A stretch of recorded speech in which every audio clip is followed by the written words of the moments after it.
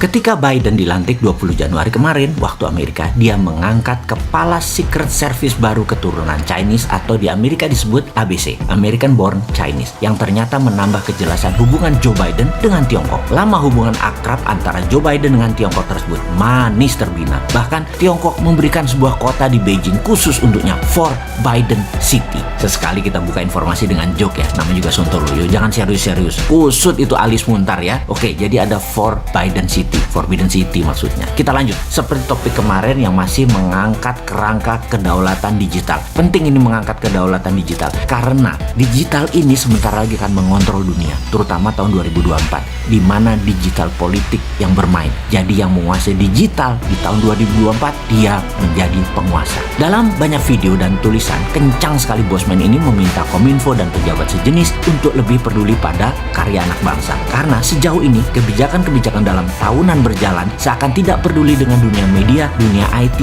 dan dunia digital karya anak bangsa. Jadi, terkadang rakyat harus mengurut dada karena memang sulit ya kalau pejabat tidak paham bela negara. Begini saya cerita ulang cara membangun bisnis karya anak bangsa versi Mardigonomics. Kekuatannya ada di swasta. Lupakan membangun ala Tiongkok yang menggunakan kekuatan BUMN. BUMN Tiongkok itu yang punya PKC, Partai Komunis Cina, bukan negara Cina yang punya BUMN. Jadi mudah ngelolanya. Kalau sekarang yang punya negara rumit sekali.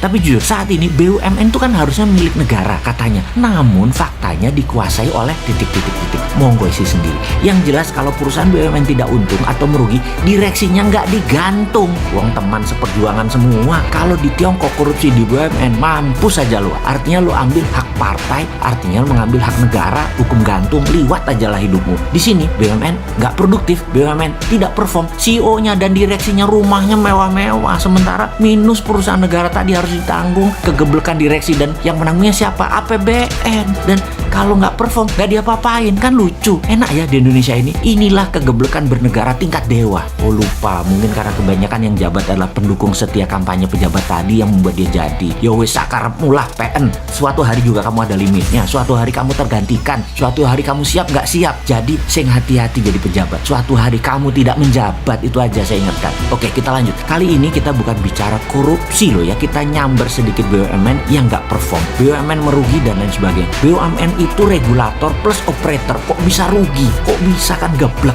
Makanya kalau lu di swasta sudah ditolol-tololin sama pemegang saham, sudah dipecat dan dipermalukan. Kalau di BUMN dimaki-maki rakyat, dibilang rakyatnya anti pemerintah. Enak bener jadi pejabat. Dilindungi buzzer, penggiring opini. Ya wis, bahagialah hidupmu sekarang. Mau bukti lagi kalau BUMN banyak yang rugi? Banyaklah di media mainstream. Lalu cek di Wikipedia apa saja bisnis mereka. Lalu lihat daftar nama direksinya dan lihat juga apa yang mereka kerjakan di BUMN tersebut. Tidak ada, hanya sapi perah buat mengumpulkan kekayaan pribadi dan kelompoknya. Jangan-jangan kelompoknya yang menggunakan fasilitas negara. Kalimat terakhir saya ini asli provokator. Maaf ya, saya berbicara berdasarkan kekesalan pribadi atas kinerja banyaknya BUMN yang merugi. Sekali lagi, sempatkan cek di mbah Google, di Wikipedia, perusahaan tadi plus anak cucunya BUMN yang induk itu hanya jadi pemeras susu negara untuk kepentingan sekelompok. Percaya saya. Ya itu aja ya. Oke, satu lagi. Bagi kaum emak-emak yang suaminya, ini sekedar mengingat bagi kaum emak-emak, kaum tante-tante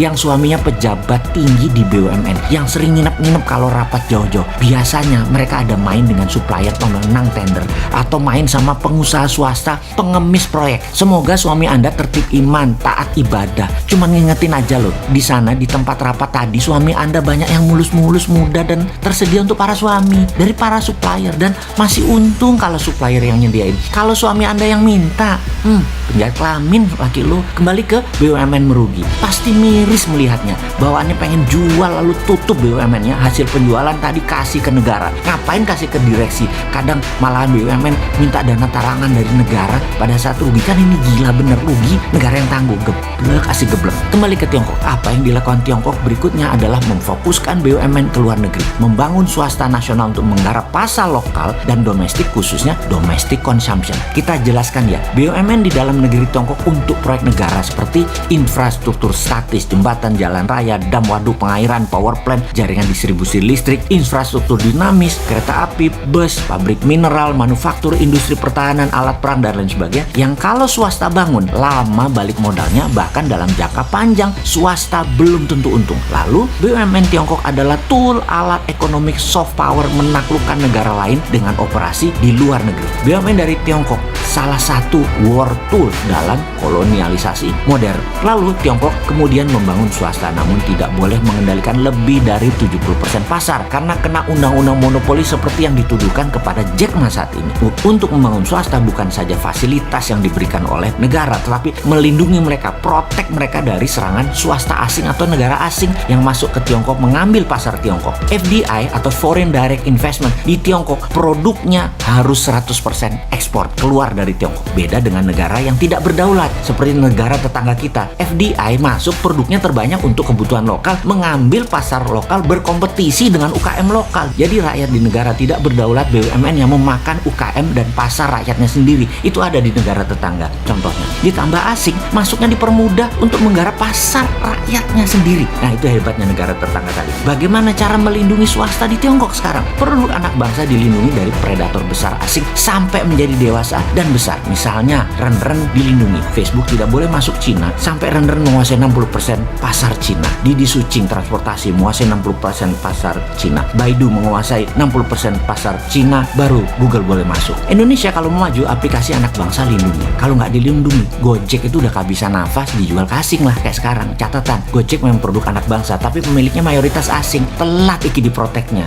Kembali lagi, Traveloka, coba dulu Traveloka diprotek. Jadi Booking.com, Agoda masuk nggak bisa. Pasti Traveloka jadi raja dan milik lokal, tidak perlu uang asing untuk bertahan. Sekarang udah telat lagi, udah dibeli asing. Padahal beberapa tahun yang lalu sudah diingatkan kencang dan langsung. Tapi kalau pejabatnya orang nyandak, nggak paham apa itu proteksi. Sekarang perang dagang Tiongkok-Amerika sedang berkurang sedikit karena masing-masing sedang sibuk perang melawan COVID, lawan globalis. Indonesia saat ini harusnya ambil kesempatan. Anak bangsa buat fintechnya sendiri, buat Google-nya sendiri, buat WeChat-nya sendiri. Pastikan semua ini diprotek negara. Itu aja intinya. Pertanyaannya, berani nggak 1 tahun ke depan anak-anak buat itu bisa cepet sampai akhir tahun 2021. Indonesia bisa menyiapkan semua itu sehingga ketika perang Amerika Tiongkok versi 2 berlanjut di tahun 2022-23, Indonesia tidak bergantung pada dua negara itu lagi. Bayangkan kalau Amerika nanti di bawah Biden, perangnya pakai intelligent operation demi Amerika kendalikan dunia, lalu mematikan sosmed, internet, satelit, strategi ini namanya battle space, penaklukan ruang udara. Apa yang terjadi? Indonesia tetap bisa dagang, tetap connect. Jadi walaupun itu terjadi penaklukan ruang udara, Indonesia tetap bisa connect. Kalau perang berlanjut,